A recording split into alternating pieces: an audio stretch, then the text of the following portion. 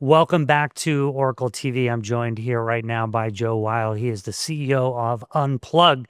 He was a former service leader at Apple and now is leading a privacy-first mobile company. Joe, thank you for joining me. Did I screw any of that up? No, Fritz, thank you for Okay, having me, and you got it all right. all right, good. Let's start with Unplugged.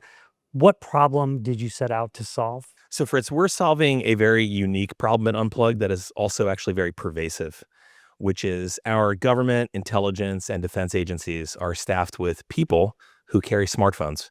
And those smartphones, believe it or not, are constantly streaming out advertising information that our adversaries can watch. And with that information, they can determine who's meeting who's stationed where, perhaps movements are happening that are revealing, and even in some cases recently, where particular personnel are stationed on particular parts of forward operating bases for targeting purposes. Wow.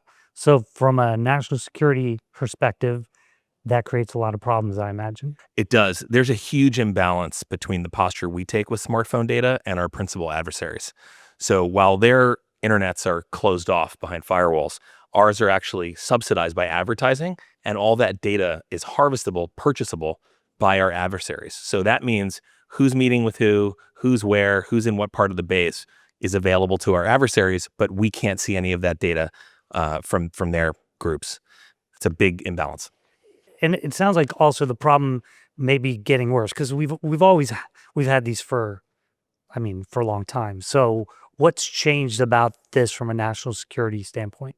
So the several elements have changed to make this worse over time. The first is that the application environment, the economy through apps has grown so big that the financial incentive to get the data is much higher than it ever was. The result of that is things like privacy permissions or VPNs. Apps sort of get around that, and there's ways for them to do what's called first-party tracking to figure out where you are at the device level and then transmit that back. So first problem is there's just deeper tracking happening through all apps.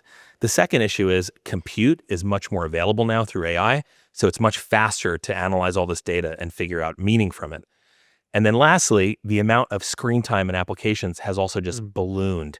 The average person's on a phone for 6, 7, 8 hours a day. So this has just significantly increased the amount of data that there is for adversaries to get at. So let's talk about what Unplugged does. Is it like just a mobile Faraday cage? Yeah, you could call it that, actually.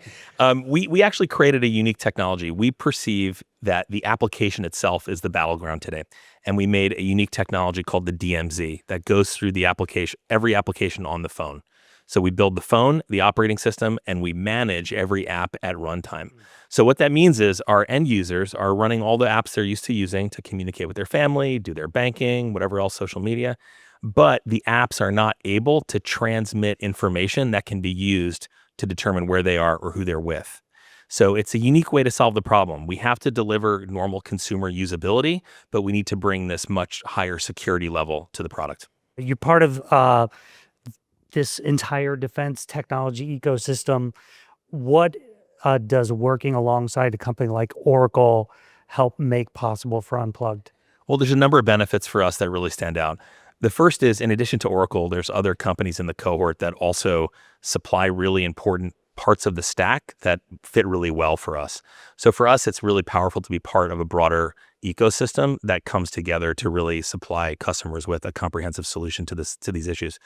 I would also say the really perfect part of the Oracle piece is that Oracle's the largest supplier of secure cloud to sensitive organizations.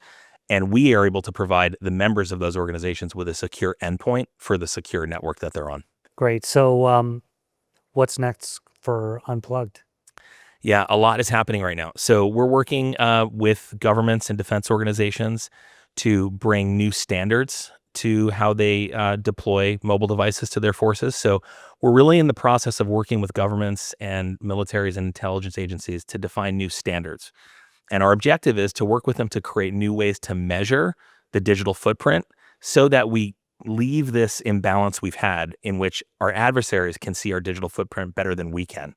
So the goal that we're really helping people develop right now and bring into focus is to flip the script completely so that the digital footprint becomes something we can not only see, but manage and control at scale. What are some of those conversations like? I mean, I think you always think about, especially in battlefield situations or just in the field situations, people having, specialized technology, but you're making it possible for them to have normal technology, but with some specialized controls around it.